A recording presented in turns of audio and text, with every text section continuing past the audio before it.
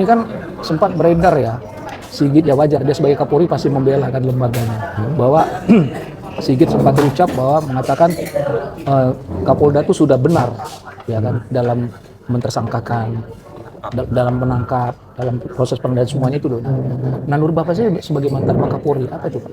Bagaimana Pak? Ya, kemarin sudah dijelaskan ya oleh Pak Kapolda bahwa itu merupakan rangkaian dari kegiatan yang harus dilakukan penyidik sebelum diserahkan tahap 2 ke kejaksaan, karena di kegiatannya kemarin sudah dijelaskan ada kegiatan pemeriksaan kesehatan, pemeriksaan administrasi untuk memastikan semuanya dalam kondisi baik sebelum diserahkan ke kejaksaan. Saya kira itu. Terima kasih. Jadi kalau ada putusan pra peradilan seperti sekarang ini kan seolah apa yang disampaikan Pak Kapolri itu kan berarti dinyatakan dibatalkan oleh putusan pra peradilan, ya kan? Jadi posisi jabatan Kapolri ini harusnya sudah mendelegasikan pada Kapolda dengan menangani Mas Roy Suryo, kan ditangani oleh Dirkrimum nih. Nah, harusnya yang bisa menjawab kalau ada pertanyaan itu cukup Kapolda. Kapolda yang menjawab pada publik, jangan langsung diambil alih sama Pak Kapolri seperti itu. Kasihan nanti institusi Polri kalau ya orang pasti tanya-tanya, loh kok statement Pak Kapolri akhirnya kan dipatahkan oleh putusan hakim tunggal pra peradilan seperti itu.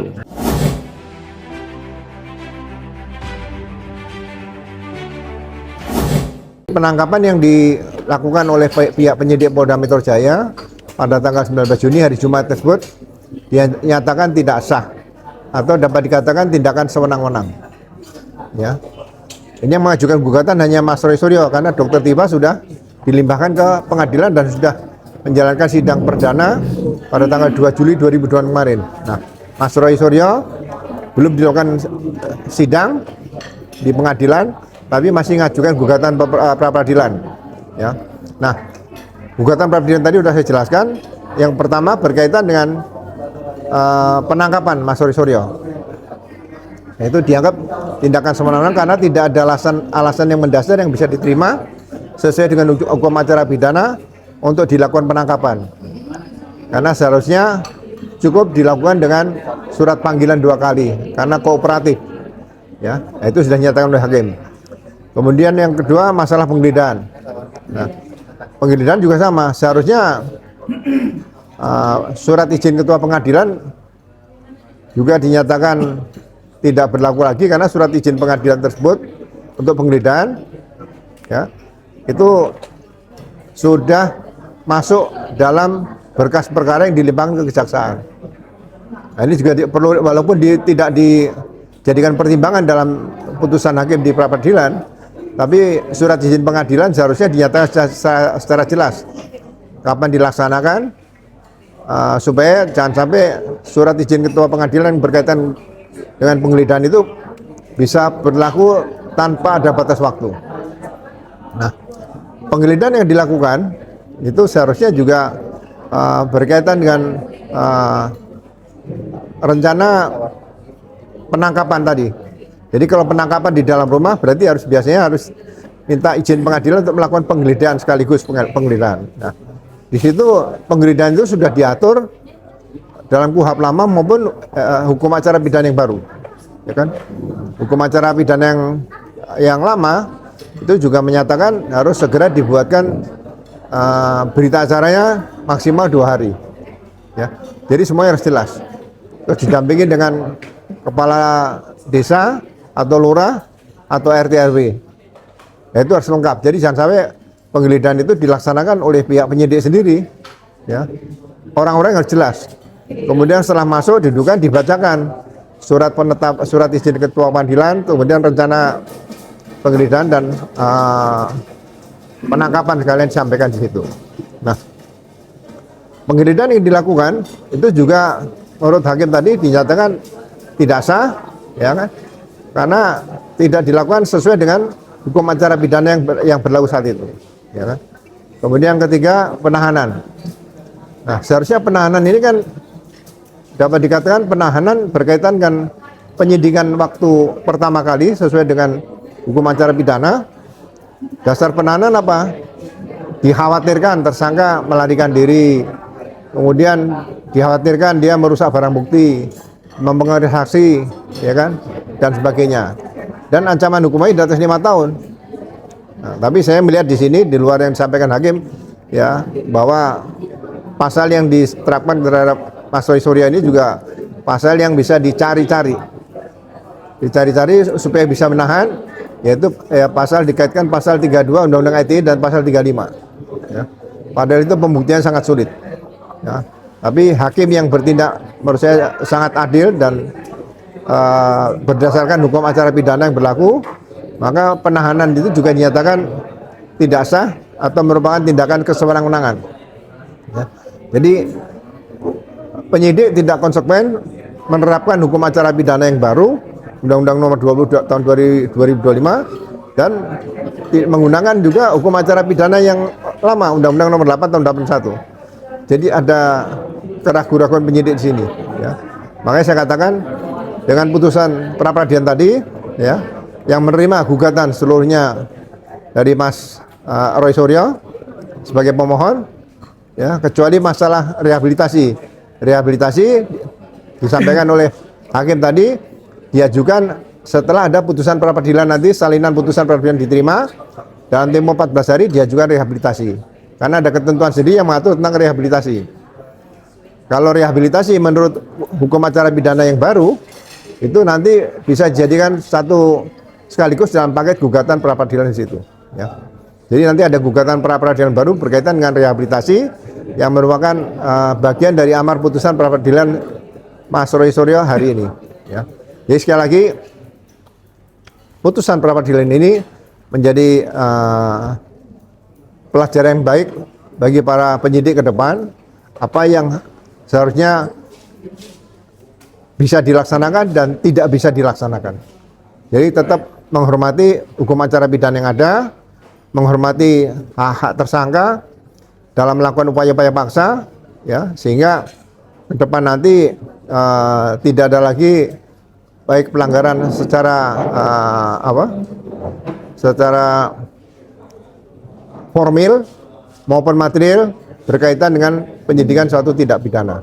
Ya, sekali lagi jangan ada lagi istilah menang atau kalah, tapi ini untuk perbaikan hukum ke depan. Ya, kita berharap para penegak hukum dalam melaksanakan tugasnya baik sebagai penyidik maupun menuntut umum, ya, ataupun sampai ke pengadilan, itu harus berdasarkan pada asas-asas. Yang pertama adalah kaitan rasionalitas. Ya, jangan membuat analogi-analogi tentang hukum acara pidana atau hukum pidana lah. Hukum acara pidana atau hukum pidana harus diartikan secara eksplisit apa yang ditulis dalam undang-undang tersebut. Kemudian yang kedua, kurangi emosional. Ya. Ini bisa ditangkap, ini bisa ditahan. Di mana saat bisa menangkap dan di mana saat bisa menahan itu harusnya dipelajari betul dari hukum acara pidana yang menjadikan pedoman untuk bekerjanya penyidikan suatu tindak pidana. Ya.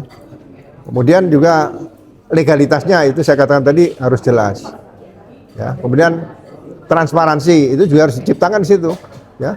Misalnya tadi mau katakan mau menggeledah, ya, apa sulitnya menghubungi lurah atau kepala desa? Apa susahnya menghubungi RT atau RW?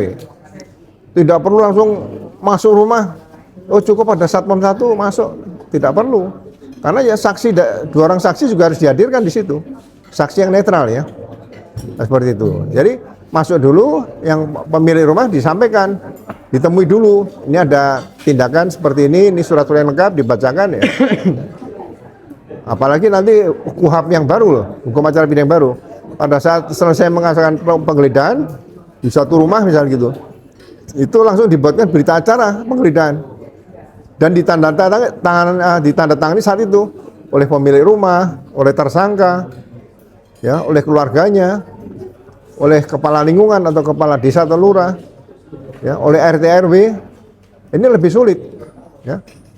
Jangan dicari alasan-alasan yang mendesak, itu tidak masuk mendesak kalau hanya memanggil atau menangkap lah.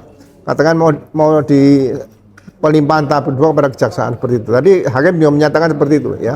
Jadi tidak ada alasan mendesak untuk melakukan penangkapan penggeledahan dan penahanan seperti itu. Ya, sekali lagi saya mengucapkan terima kasih pada Pak Hakim Pra-Peradilan yang dari Pengadilan Negeri Jakarta Selatan yang bertindak sangat profesional, proporsional, dan menggunakan rasa keadilan dan kebenaran yang tidak ada tekanan-tekanan dari manapun, sehingga putusan itu bisa dirasakan sangat adil oleh pemohon waktu itu Mas Suryo, para penasihat hukum, dan seluruh bangsa Indonesia ini. Jangan sampai nanti kalau putusan pra-peradilan itu salah, tidak tepat, korbannya adalah masyarakat-masyarakat lain yang nanti akan berhadapan dengan hukum. Itu saja yang bisa saya sampaikan. Sekali lagi, mari kita ikuti rencana, mungkin ada tahap pra-peradilan berikutnya sebelum nanti sidang berkas perkara Mas Roy Suryo. Pak, pengalaman Bapak sebagai penyidik ataupun Bapak pernah mungkin terlibat dalam pra-peradilan di pihak termohon dengan pengalaman Bapak yang pernah Bapak rasakan menjadi Bapak menjadi penyidik, apa yang Bapak rasakan di saat pihak kepolisian itu dinyatakan bersalah? Ya, jadi yang jelas begitu ada gugatan pra-peradilan, kita harus nyatakan bahwa jangan sampai ada kesalahan-kesalahan yang fatal yang bisa dibuka di fakta sidang pra-peradilan tersebut, ya kan? Kalau memang ada salah fatal, itu risiko bagi kita. Jadi sekali lagi, kalau sampai diterima gugatan pra-peradilan tersebut, kemudian penyidik dinyatakan ada kesalahan, ada kesewenang-wenangan, ada yang tidak tepat, yang tidak sah, ya pasti kita ada perasaan malu di situ lah. Malu, kecewa masih ada di situ. Jadi atasan pasti akan menegur. Kenapa kok bisa kalah? Di mana letak kesalahan itu? Di mana letak kekurangan itu? Di mana letak ketidakprofesionalan situ? Jadi ya seharusnya kalau memang udah ada putusan seperti itu, ya penyidik harusnya yang menangani ya harus dapat sanksi etika profesi seperti itu. Maka pasti ada kekhawatiran ini, pasti Propam juga akan turun tangan untuk bisa menangani ketidakprofesional para penyidik-penyidik tersebut. Itu Pak, menurut Bapak, ini cerita pengalaman Bapak itu. Pernahkah Bapak menerima atau titipan sebuah pesan hukum pasal-pasal kepada penyidik, Pak? Jadi gini, penyidik itu kan independen ya. Jadi begitu ada peristiwa, ya jangan kita berpikir sebagai atasan, misalnya ada peristiwa perampokan, contohlah di Medan, perampokan di Medan. Terus kita merasa Kapolda tidak perlu turun tangan. Kita harus turun tangan membantu, jangan sampai ada kesalahan dalam suatu proses penyidikan. Jadi itu bukan intervensi loh. Ya, sekali bukan intervensi. Itu kontrol atasan. Nah, kita ikut di situ menganalisa peristiwanya seperti apa. Barang bukti apa yang harus kita hadirkan di situ. Ya. Jadi jangan sampai kita merasa bahwa udah kamu tangani, nanti kalau dapat bisa menangkap pelakunya, itu prestasi dari, misalnya waktu itu saya Kapolda, prestasi Kapolda enggak. Prestasi Kapolda itu kalau dia turut memimpin dalam pengungkapan suatu kasus, bukan Kapolda duduk di meja yang kerja anak buah di lapangan, bukan seperti itu. Itu yang harus kita lakukan. Seperti di polisi ini ya harus dibedakan dengan militer. Polisi penegak hukum. Jadi kita atasan dari penyidik itu ya kita pimpinan ini bisa memberikan masukan dan saran pada penyidik. Kalau nggak bisa diterima penyidik, nah kita adu argumentasi dengan penyidik, nggak ada masalah. Jangan merasa kalau udah jadi pimpinan itu pasti benar seperti itu. Itu bagi saya seperti itu. Pengalaman Bapak yang paling Bapak ingat, Pak, pembelaan Bapak terhadap rakyat itu apa? Terhadap rakyat. Hah? Selama Bapak menjadi Kapolda, yang Bapak bela itu siapa? Oh ya. Jadi begini, kan ada jalur resmi, misalnya ada pengaduan masyarakat nih, ya kan, melalui Propam atau Irwasda kalau di Polda lah, kalau di Mabes Irwasum ya. Jadi kalau seseorang sudah menjadi Kapolda, itu waktu untuk bertemu dengan masyarakat lebih banyak. Jadi kalau masyarakat didampingi penasihat hukum, mau konsultasi dengan ada dugaan perilaku anggota yang tidak pas lahir gitu ya. Nah kalau Kapolda bisa nerima tidak melalui jalur propam kan Kapolda lebih cepat bisa nangani. Jadi komunikasi dengan masyarakat tuh jangan ada sekat, ada apa ya, gap. Jadi kalau ada masalah mendekat Kapolda, Kapolda maju, kita satukan, nah, kita rapatkan, kita gelar perkaranya di situ, ya persoalan 1 hari selesai. Coba kalau persoalan itu harus lewat jalur resmi propam, mungkin bisa 3 bulan, 6 bulan, 9 bulan, 1 tahun belum tentu selesai. Nah, kepuasan masyarakat di situ. Jadi sekali lagi, pangkat dan jabatan itu jangan dipakai sebagai barrier untuk bisa komunikasi dengan masyarakat. Ini yang harus dihindari oleh para pimpinan di daerah, baik itu Kapolsek, Kapolres, kemudian Kapolda di situ, atau bahkan Kapolri. Ya, jadi tambah naik jabatan ke atas itu waktu untuk bisa komunikasi dengan masyarakat harusnya lebih banyak, karena anaknya tidak lagi masih kecil-kecil. Misalnya tidak ada Kapolda yang anaknya baru lahir, kan nggak mungkin ada. Pasti anaknya udah umur 17 mah udah kuliah dan sebagainya. Itulah kunci keberhasilan Polri dengan masyarakat itu adalah komunikasi tadi dalam bidang apapun, seperti itu. Jadi kunci itu adalah komunikasi. Komunikasi, jadi masyarakat yang merasa puas, jadi ada masalah terselesaikan. Kalau masyarakat A ada masalah tidak selesai, B ada masalah tidak selesai, C tidak selesai, mereka ketemu di satu restoran warung kopi, nah itu kan jadi masalah baru yang lama-lama tambah besar. Nah, membangun trust masyarakat, kepercayaan masyarakat pada Polri itu salah satu solusi tepat adalah komunikasi tadi. Ya. Karena memang polisi berkewajiban untuk berkomunikasi kan. Iya, ya sama dengan orang ibadah lah. Tiap hari komunikasi dengan yang Maha Kuasa kan bisa. Seperti itu. Jadi waktu kita di dunia ini untuk komunikasi harus diperbanyak. Komunikasi dengan siapapun itu harus diperbanyak. Pak, dalam pembacaan keputusan tadi oleh Hakim Tunggal tadi beliau sempat membacakan KUHP lama dan KUHP baru, ya kan? Saya nggak tahu yang dibaca itu pasal berapa, tapi yang saya lihat KUHP lama dan KUHP baru ini disinkronisasikan beliau untuk memberikan sebuah keputusan. Nah, Bapak sebagai penyidik menanggapi hal itu bagaimana? Ya, aturan di hukum acara pidana yang lama, kalau ada peristiwa yang terjadi penyidikan dan penuntutannya sebelum hukum acara pidana yang baru tadi disahkan, berarti menggunakan hukum acara pidana yang lama. Ya, itu konsekuensinya. Tapi di pasal yang sama tersebut di huruf A tadi. Nah, huruf D-nya nyatakan pada saat masuk sidang menggunakan hukum acara pidana yang baru. Nah, itu kan kadang-kadang juga sebagai contoh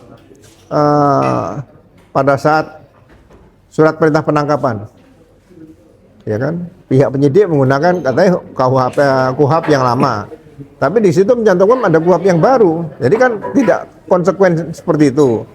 Jadi hakim melihatnya, oh ini kok ada seperti apa keputusan mendua yang dilakukan penyidik, gitu loh. Jadi kalau menggunakan KUHP lama sih sesuai dengan hukum acara pidana ya gunakan KUHP lama. Menggunakan KUHP baru ya KUHP baru, gitu loh.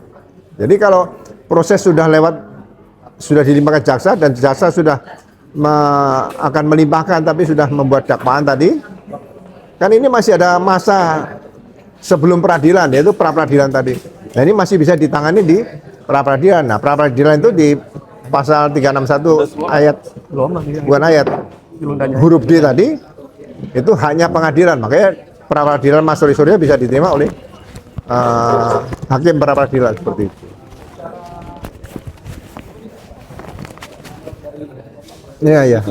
Ada nggak Bapak memiliki perasaan khawatir bahwa hakim itu justru tidak berpihak pada yang kebenaran? Ya, hakim kan juga manusia ya. Tapi kalau dalam pra-peradilan inilah saat yang tepat karena ini masa transisi nih. Hukum acara pidana lama dan hukum acara pidana baru. Seperti itu. Jadi ini menarik bagi saya kalau hakim yang memutus pra-peradilan tadi salah dalam mengambil keputusan, ya. Saya tidak berani katakan bahwa apakah KUHP ini yang baru ini, hukum acara pidana yang baru ini dapat berjalan baik ke depan.